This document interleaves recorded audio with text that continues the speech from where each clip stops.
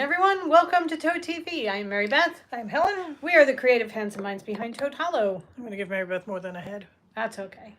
Talking heads are good sometimes. So, all right. Good morning, everyone. We've had an exciting morning. Oh my gosh, this never happens in New Jersey, Right. or almost never. But Well, yeah, I mean, we have small ones, but I mean, we had an earthquake this morning. Seriously. No, I it mean, was- totally seriously. Yeah. There was a 4.8 magnitude earthquake. They're calling it a seismic event. I don't think anybody's weighed in on the, actually calling it an earthquake yet. It's sort of like a hurricane. You can't go, or a tornado touching down. But they said that you felt it from Canada to Richmond, Virginia. Oh, see, Carla felt it too. She's coming in from Pennsylvania. Yes, we did feel it. At first, I thought it was the dryer, just going through a really, really tough tumble phase, but it was way too strong. And I made the mistake of standing up in the middle of it, which is just, I get vertigo, like motion sickness at the drop of a hat. And standing during that was really stupid. However, it lasted for Maybe 10 seconds. if that. Yeah. It was really, really fast. But we are not used to this at all. No. In New Jersey, we don't get earthquakes. So We had one. I mean, we've had little minor things that I don't think we've even really felt. But the last one I remember feeling was when we had our shop in Red Bank, and we were standing when it happened, and I got severe vertigo on that. yeah.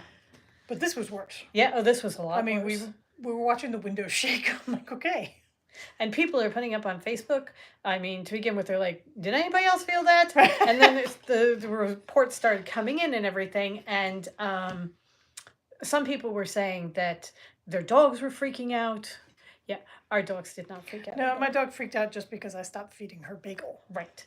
And I'm pretty sure the mother slept through the whole thing. Right. So, it's cool. Carla said she thought the same thing. She just turned on her dryer and came upstairs and saw her ceramic pot rattling and thought, wow. Did I overload the dryer again? Because I've been known to do that. But yeah, no, it's just, it was freaky. Yeah. It was very freaky. So, Kimberly Schulte is saying that the East Coast is considered a passive margin, but they can still happen.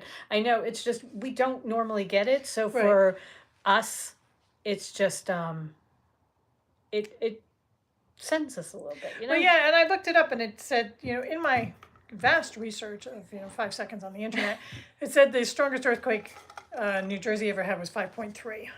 So 4.8, 5.3. That's pretty close. So. Yeah. All right. So that was our morning. So we will survive and we will rebuild and we will carry on. We will soldier on. I love that. We will rebuild. But I don't even think. Yes, Carla, it was 2011 because that's when we entered. That's when we opened the store. We have more damage outside from the winds, the 40-mile-an-hour winds that we had earlier in the week. Yeah. Than we do from the earthquake. So. I'm just wondering, did it bring down the branch? I don't think so. No, I don't think so. Okay. We have a big old oak tree, and there's a branch that is broken off that is hanging on by a thread. We're having people come and take care of it, but it's hanging on by a thread. So we always check to see, was the wind strong enough to bring down the branch? Right. And now we have a new one. It brought down a new branch. So anyway, somebody says that they have so many in Alaska. In Alaska, so many. They don't even get off the couch. Yeah, that was. I mean, you guys on the West Coast would be laughing at us. Probably, probably. But okay. So, on the Ivy front, she is still fitting in well. I think we have taken a step back because we did something. I'm not sure what it was. I yelled at Hugo last night because he wasn't. I didn't yell at him. I raised my voice to him because to leave it because he was bothering my mother, and I clapped my hands at him to get his attention. He was trying to take her pizza. Right. So it was warranted. But it freaked her out. Yeah. Totally freaked Ivy out. And then now she's afraid of her leash. She doesn't want to go outside anymore. It's just yeah. We have done something. So she is on her bed. She's within spitting distance of us. So she wants to know where we are, Right. but she doesn't want to get too close. So I think what we have to have is like a nice quiet afternoon, She was sitting practically in in our my chair, lap when I had my bagel, though, I will say.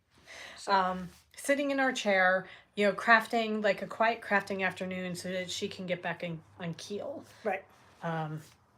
Because I have never seen a dog who loves her walks as much as Ivy does. And I don't want anything to take away from that. Like, I don't want her to be afraid of the leash so that she won't Right. go, you know, because she loves it so much that I don't want to take anything away from that. Yeah. We know about the 3 weeks before she came to us, and I'm pretty sure the Montclair Township Animal Shelter is in a good place. I don't think I they think did so. I anything think, to hurt her. if anything, it's neglect as far as affection is concerned. Right. Just because there's so many. But I And don't think anybody, abused her in any way, shape, or form. but we have no idea what happened before that. Right. So that her early life we have nothing on. But we just want her to feel safe. Yeah. And make sure that she gets to enjoy everything. So we have to we're going to take it quiet and give her space and let her come to us. And hope that she decides that she needs to go outside when she needs to go outside. So that she can do it. Because she went out this morning she comes with back me. within, like the next 12 hours because she has company coming tomorrow. Yeah. I mean, she went outside with me this morning fine. Well, And it was she after we excited. tried to get her to go. Yeah. We were going to go to Home Depot. And for some reason, Mary Beth brought out the leash to take her to put her in the car. I think Hugo said, we're going in the car. Ha ha ha, you have to go in the car or something. But she would not come down, and we were trying to get her, so I think we freaked her out completely. Yeah. Trying to get her, and then we just decided, okay, fine, we don't ever get to go anywhere. we just decided we're not going to Home Depot this morning, and we'll go another day. It's okay. Because we could have forced the issue, but we both decided it is not necessary to go right this second. Right. And it would turn the car and everything into a very negative experience for her, which we don't want. Right. So that's the IV experience. Because you're going to be getting IV updates all the time. Because I love this dog. I really love this dog. Okay, so we got a box full of books that we get to share with you guys. I ordered books from Barnes & Noble. They sent us an email and said, we think you might be interested in this book. And I said, yes, I am interested in this book. The book that started this whole thing is not in this box. It's not coming till Monday. However, we do have a box full of books to share with you. So, Well, that's a pretty cover. I know. This one is the Fairy Bargains. Nope, the Fairy Bargains of Prospect Hill. There is no magic on Prospect Hill, or anywhere else for that matter. But just on the other side of the veil is the world of the Fae. Generations ago, the first farmers learned to bargain small trades to make their lives a little easier. A bit of glass to find something lost, a cup of milk for better layers in the chicken coop. Much of the old wisdom was lost as the riverboats gave way to the rail lines and the farmers took work at mills and factories. Elaine Fairborn's family, however, was always superstitious, and she still hums the rhymes to ensure dry weather on her sister's wedding day. When Delphine confides that her new husband is not the man she thought he was, Elaine will stop at nothing to help her sister escape him. Small bargains buy them time, but the price for true freedom may be more than they are willing to pay. So, I love the picture, the cover. I think it sounds like a really good book. And then we got The Eyes and the Impossible. This is a Newbery Medal winner. I don't know where we first heard about this. But have you seen this dog running? You have not seen him running. Not possible. No one has seen him running because he runs like light. Have you seen the movement of light? No, you have not seen the movement of light. Johannes is a free dog, a fast dog, such a fast dog. He lives in an urban park by the sea, and every day he runs through the park, seeing all and missing nothing, and reporting what he sees to the park's 3 ancient bison, the keepers of the equilibrium. But the equilibrium has been disrupted. Mysterious rectangles are hypnotizing Johannes. The humans are erecting a mysterious new building, and an entirely new kind of animal has arrived in the park. And there are hundreds of them. Johannes must run faster, see better, and ultimately do more than run and see. He must liberate those he loves. A lyrical, soulful book full of wit and passion. It's got beautiful illustrations.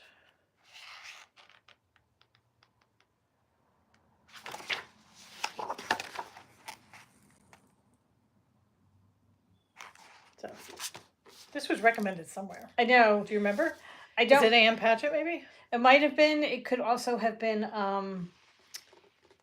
the email from Barnes and Noble, and I put it in the cart and left it there until we decided to. I would say probably middle grade. Yeah. So we will report back on that one. Yeah. This is Time After Time by Lisa Grunwald. On a clear December morning in 1937, at the famous gold clock in Grand Central Terminal, Joe Reynolds, a hardworking railroad man from Queens, meets a vibrant young woman who seems mysteriously out of place. Nora Lansing is a Manhattan socialite and an aspiring artist whose flapper clothing, pearl earrings, and talk of the roaring 20s don't seem to match the bleak mood of Depression-era New York. Captivated by Nora from her first electric touch, Joe despairs when he tries to walk her home and she disappears. Finding her again and again will become the focus of his love and his life. As thousands of visitors pass under the famous celestial blue ceiling each day, Joe and Nora create a life of infinite love in a finite space, taking full advantage of the terminal city within a city. But when the construction of another landmark threatens their future, Nora and Joe are forced to test the limits of their freedom and their love. So I read about this on a website. It was recommended by somebody, and I thought, oh, that sounds really, really interesting. So I decided to get it, and I think it's going to be really cool.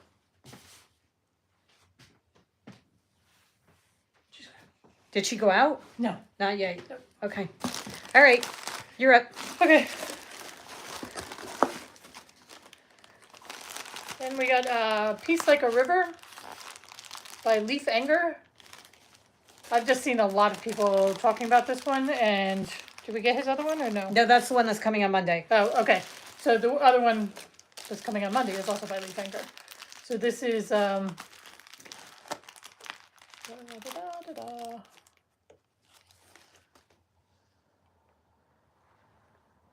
Anger brings us 11-year-old Reuben Land, an asthmatic boy in the Midwest who has reason to believe in miracles. Along with his sister and father, Reuben finds himself on a cross-country search for his outlaw older brother who has been charged with murder. Their journey unfolds like a revolution, and its conclusion shows how family, love, and faith can stand up to the most terrifying of enemies and the most tragic of fates. I have heard people refer to that as lyrical. Yeah. The writing is lyrical, so I'm really kind of interested to see what this is like. The one that I got the email about is called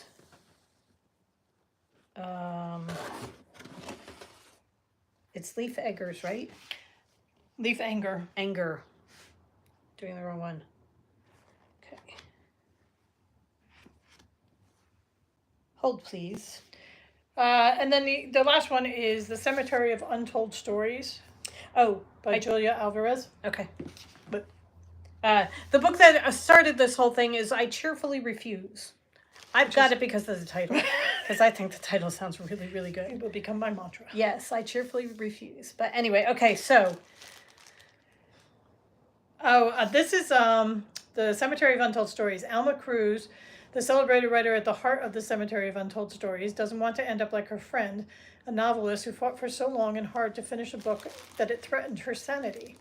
So when Alma inherits a small plot of land in the Dominican Republic, her homeland, she has the beautiful idea of turning it into a place to bury her untold stories, literally. She recreates a graveyard for the manuscript drafts and the characters whose lives she tried and failed to bring to life and who still haunt her. Alma wants her characters to rest in peace, but they have other ideas and soon begin to defy their author. They talk back to her and talk to one another behind her back, rewriting and revising themselves. Philomena, a local woman hired as the groundskeeper, becomes a sympathetic listener to the secret tales unspooled by Alma's characters. So that just sounds... I think that sounds so cool where she goes to bury her untold stories and the characters decide, nope, we don't want to be buried. we don't want to be buried, so we're going to just Right. retell ourselves. So it says the Cemetery of Untold Stories asks whose stories get to be told and who's buried. Finally, Alma finds the meaning she and her characters yearn for in the everlasting vitality of stories. So that just sounds... It sounds really, really good. It's just got a really cool cover. So we will let you know how these turn out. But they sound really cool. Yeah. I'm excited to read all of them, which is always good.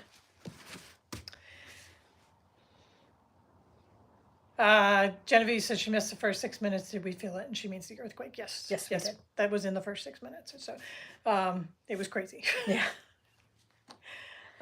Cheshire Cat says her dog, for some unknown reason, hates going in the car. We've had him since a puppy and don't know what she's so frightened of. But sake, all of our dogs hate being in the car. Except Ivy. When we got her, the people we got her from said that they were so excited because they finally got a dog that liked going for car rides. So... Except Yeah. she threw up the first time we took her in the car. Well, I took her to the vet by herself without Hugo. You know, there are payoffs. Laura says she just heard we had an earthquake. We did. And hello from snowy Calgary. Okay. At least we just get earthquakes and we're not having snow. I know. Huh. We were looking at the weather last night as we were getting ready to go for the final walk, and there was a chance of snow. No. I'm done. It's April. No. Cut off. So, You're done? yep. Go home. Snow, you're drunk. Go home. Okay. All right. So, sister number 3 says when we're done the books, we can just put them aside for her. We will. This is what's really, really nice about having bookworms in the family because we share. So, yeah, it's really good. All right.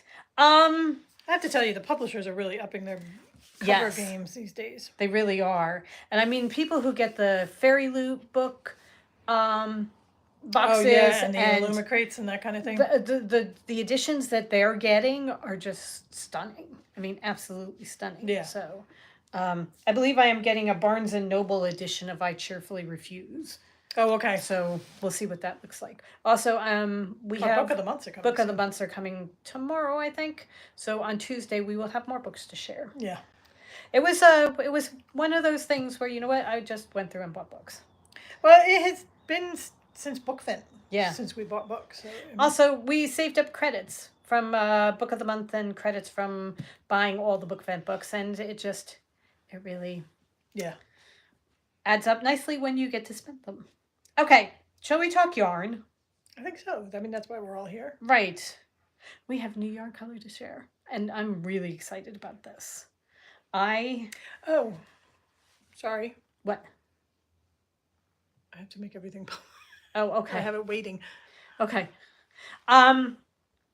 So Helen is going to go and get everything published so that you can actually go in and buy it should you want to. I am going to talk about another yarn that we had to dye up for somebody. This is Pink Tutus. And this is a very bright, vibrant pink.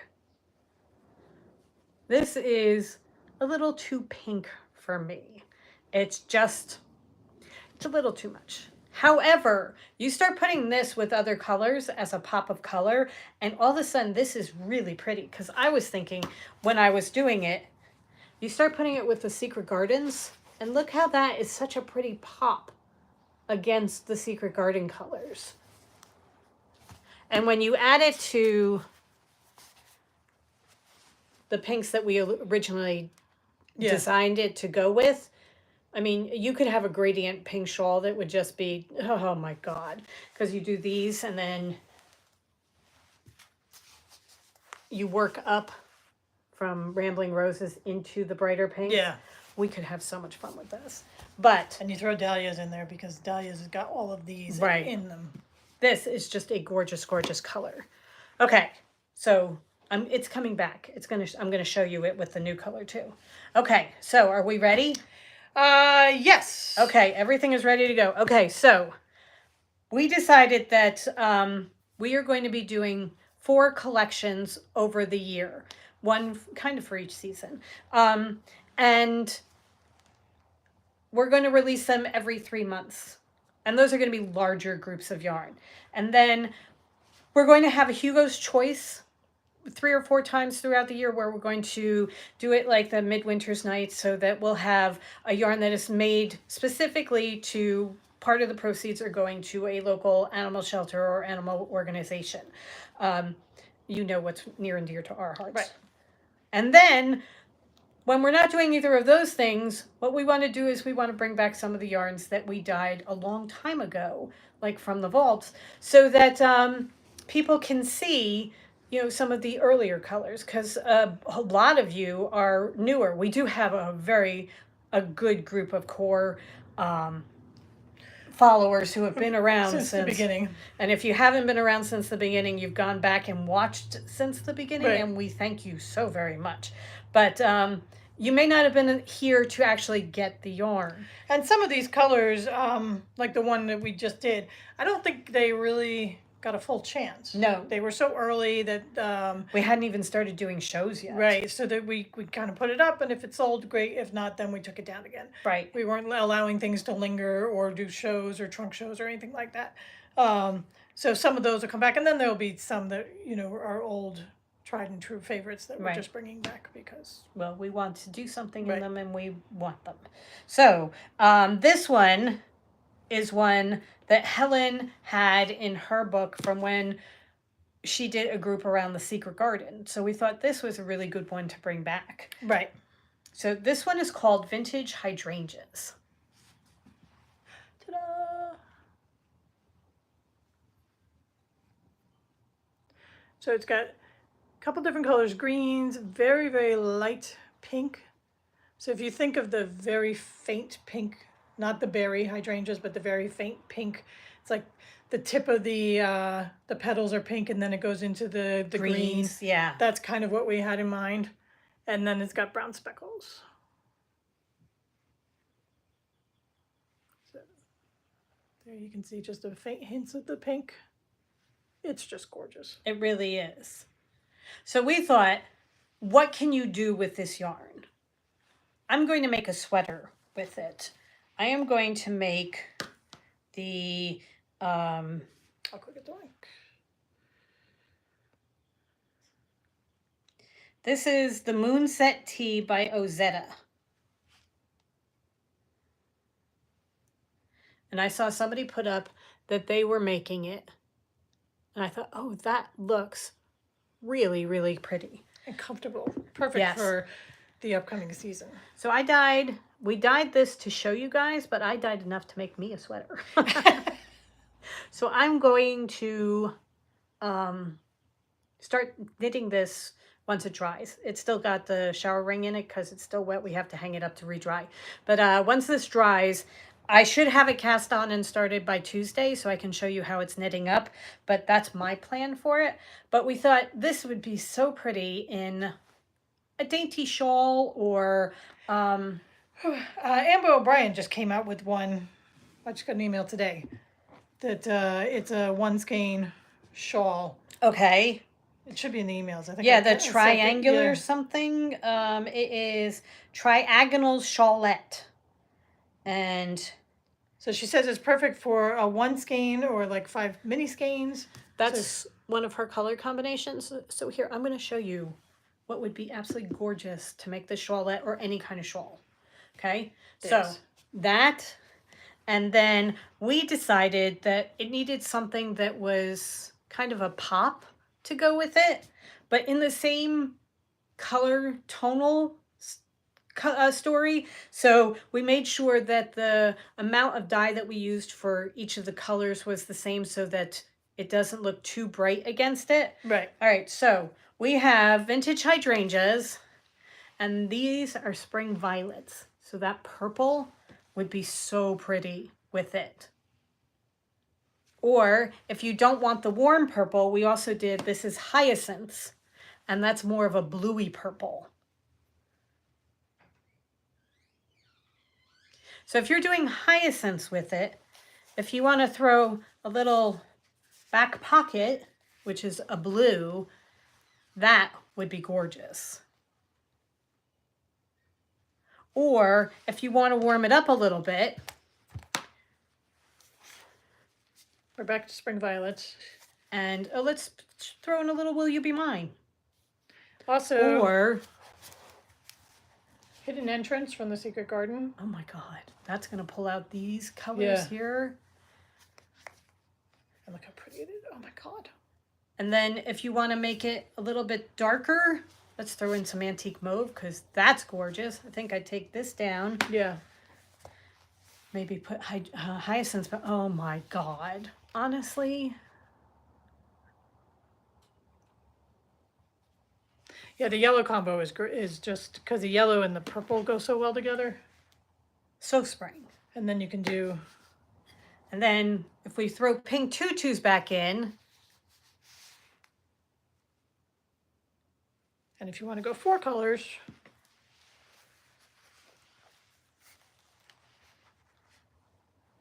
I mean, how pretty is that? Yeah. That is just so pretty. I know, right, Kim? It's just gorgeous. And here, if you start with Wildflower Meadows. Hold on. And you start throwing some of these other colors in, like say we did Wildflower Meadows and not the green. And the green doesn't go, yeah. If we put in Whims of Wisteria. Okay, so the purple, the warmer purple is spring violets, and the cooler purple is hyacinths. If you go hyacinths, warm purple. To our website, there's a once you get underneath below the welcome picture, there's a section for From the Vault, and then there's also a tonals section, which is where you're going to find the purples. Right. Okay, so here we go. Starting with Field of Wildflowers, throw in Whims of Wisteria, and then a little bit of this, the vintage hydrangeas, and then if you want to top it out with a bright pop at the end, a little bit of pink to pull out the pink in the hydrangeas. That would be a great City Limits sweater. And then if you needed the 5th color, you could throw in the yellow. Also, something like, okay, who is it that does the Botanica? Is that Casapinka? Yeah. Yeah, Casapinka's Botanica. Some of her shawls, her big shawls that have the different knitting sections and stuff like that, these would be so pretty as the colors. You know, just be such a pretty shawl. Yeah. We actually had somebody knit it up for us as a sample in spring colors similar to that, and it's, oh my God, it's stunning. It's absolutely stunning. Let me see if I can find the link for that one. The Botanica? Okay. Was it Botanica? Is that what it was? I think it might be.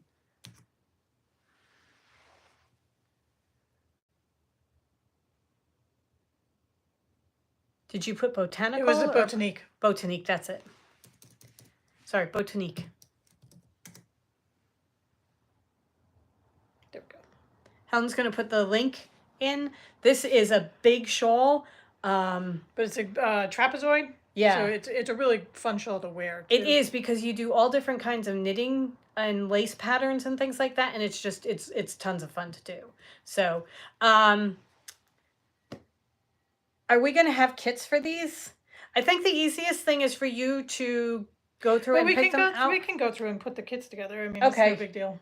I just need to write down what we've been doing, because we have a tendency to do these and then we finish and it's like, well, I don't know what we did. All right.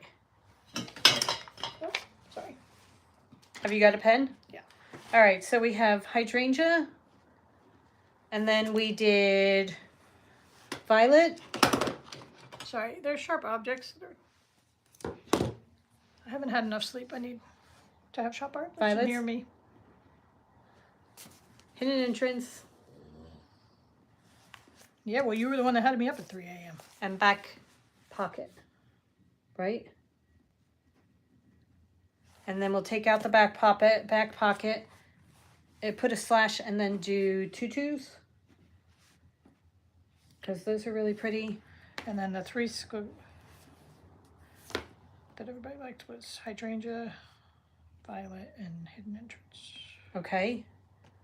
And then we had The botanique was what, wildflower? that. It was okay. No, we were doing wildflowers. Okay, so field of wildflower, hydrangea, whimsy, and tutu, right? tutus. Okay. Okay. And for those watching back, as soon as I get the kits done, I'll put them into the show notes. And then we have we did 2 color combinations with hydrangea and antique mauve, with 3 if you put in back pocket. Okay, so You know what I can do? I can just take a picture of it.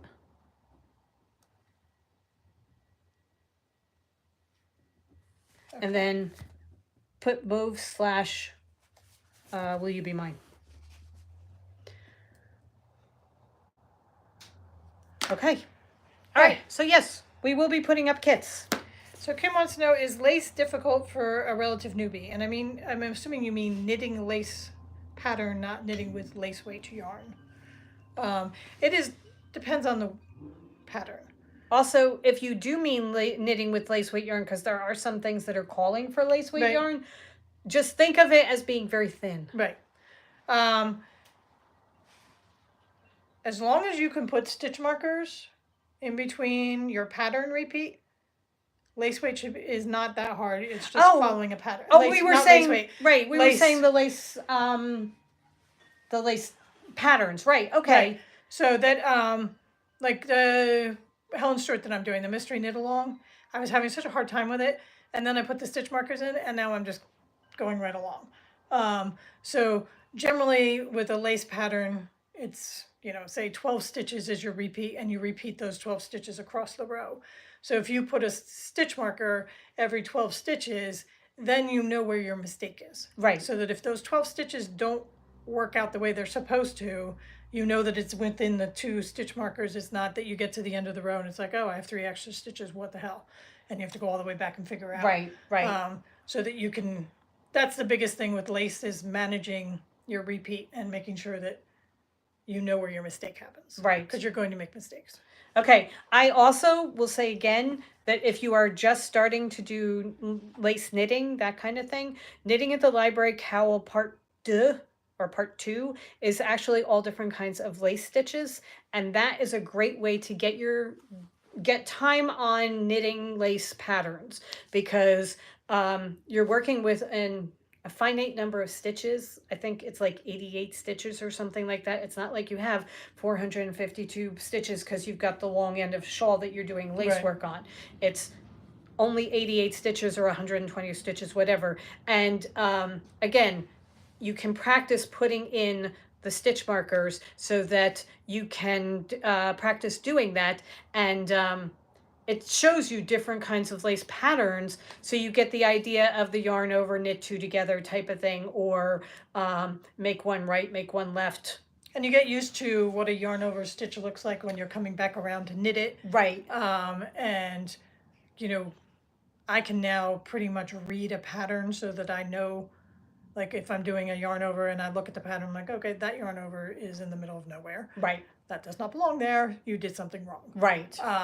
So that you just doing it over and over again, you get used to kind of Not only being intuitive as you're going along. Yeah, because it's not only that you're actually learning to knit it, you're learning to read your knitting, Right. to see what it should look like. So that is by Corey Eichelberger. She's iRock Knits on Instagram or on Ravelry, and she has the cowl that I did in our Secret Gardens collection. This is Knitting at the Library Part 1, which is all different knitting patterns, knitting stitches. And then if you do Part 2, it's lace. And I had such a fun time doing it. I really enjoyed making it. And it's a great way to practice your lace knitting. Right. And I think Helen's story is another good, her patterns are also very good because she generally, her lace is what I just said. You get 12 stitches and you repeat those 12 stitches across the Right. board, not these 12 stitches are this one, and then these 16 stitches are this pattern, and then this, so that it's an easy beginner thing, Right. so that you're not doing multiple lace patterns within one row. Right. Yeah. Okay. All right. So, Jess says, better late than never. Okay, so Jess, what we have done is we've gone through an earthquake, we've gone through books, and we've introduced a new yarn. So welcome. Yeah, You're now missed caught a up. lot. Oh, This and is- Ivy is now terrified of us. Right. So hey, welcome to the club. This is Vintage Hydrangea. This is our new yarn that we are releasing today. And we also dyed Spring Violets and Hyacinth to go with it. So those three are all new colors, and then we've paired them with existing colors. Right. And we're going to put the kits together this afternoon and list them. But Vintage Hydrangeas and Spring Violets and Hyacinths are all available now. I made them live just as we came on. So, Okay. I did see that somebody said earlier that she had the earthquake south of us. She felt it, and her cats still haven't showed up. And I'm thinking with Ivy, it could be the earthquake freaked her out. Oh, And we she didn't freak out by barking. She just freaked out. Right. Okay, that could be. That could be. Also, anybody who has pets, I saw something that the eclipse that's coming on Monday may freak them out a little bit. Yeah. So just keep an eye on your pets during the eclipse, because going from the difference in the sunlight, going from sunlight to not sunlight to dark and everything,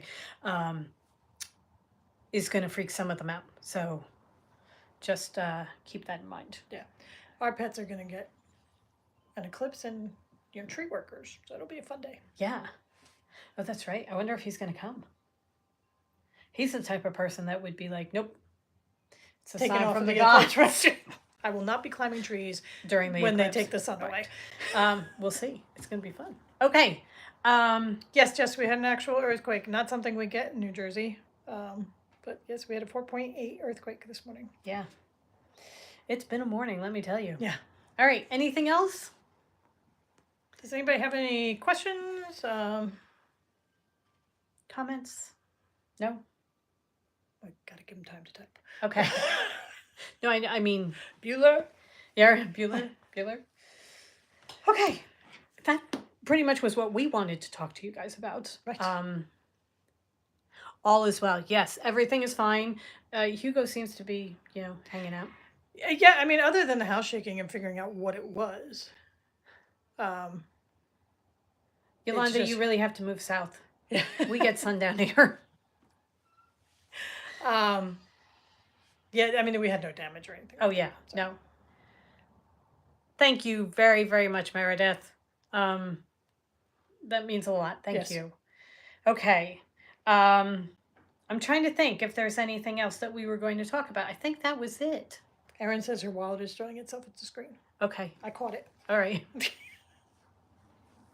All right. Do you have anything else? I know. I'm good. Cheryl Okay. says, oh, her daughter in Pennsylvania felt the quake, and they are saying not to let your pets out during the eclipse. Yeah. We saw that too, Yeah. and we're going to try and make sure they're inside for that. Yeah, they don't understand. Don't look at the sun. Right. Genevieve, we're going to get our pets back in line with cookies, because we still have a box of cookies from Hank. Yes. So we're doling them out very sparingly, but they love them. So it's going to be a very special treat for them. But I think that is just about it for us. I'm trying to think if there's anything else that we had to talk about, and really not. I mean, what eclipses a hurricane, an earthquake, books, and new yarn? I know. Okay. When is the eclipse? It is Monday, the 8th. I think they said between 2 and 4 here in New Jersey is when we're. Ruth Ann is she went to her daughter's in Cleveland and she said it's the path of totality. So she's going to be there for the whole full eclipse. We will not get a full Oh, eclipse. okay. Okay, cool. We're going to get, I think, a 3/4-ish eclipse. I did read Jess is saying that her dog will be heading up to bed. I did read that a lot of dogs react that way, that they will think that it's time for bed and it's going to throw off their circadian rhythms and Yeah. everything. So Texas at about 1:30. And Texas gets the full one. So So 1:30 Central. Right. Texas is Central, right? so that'll be So go to- 2:30 our time. Yeah, 2:30, 3:30 our time. Canada, I think, or Alaska is saying that maybe the snow will clear by then so they can see it. I don't know what percentage we're supposed to get here in New Jersey. Based on the little picture they sent, we had a little fingernail of sun. Really, that's it? Yeah, oh, of sun. Okay. Yeah, because I didn't think we were getting that much. So, but Carla says 90% in the Philly area. So I mean, we're Virtually all of North Jersey will see 90 to 95% of the sun obscured. Yeah. All right. I've never seen one. I'm wondering if it's going to say when. I saw something that came across that said between like 2 and 4. Okay. Which would be at the height. Oh, Friday's earthquake was the strongest in New Jersey since 1783. That was our 5.3. Yeah. Yeah. I do know that New Jersey schools have closed, right? All of New Jersey or just North Jersey? Just portions of New Jersey. Okay. So yeah, portions of New Jersey have already closed school on Monday because they say that it's just they're not going to get anything done anyway, so they're giving the kids a day off. I think also they don't want the responsibility of telling kids not to look at the sun and leave that to their parents. Right. Also, they were saying that, and if it's becoming between 2 and 4, that is prime pickup time. Yeah.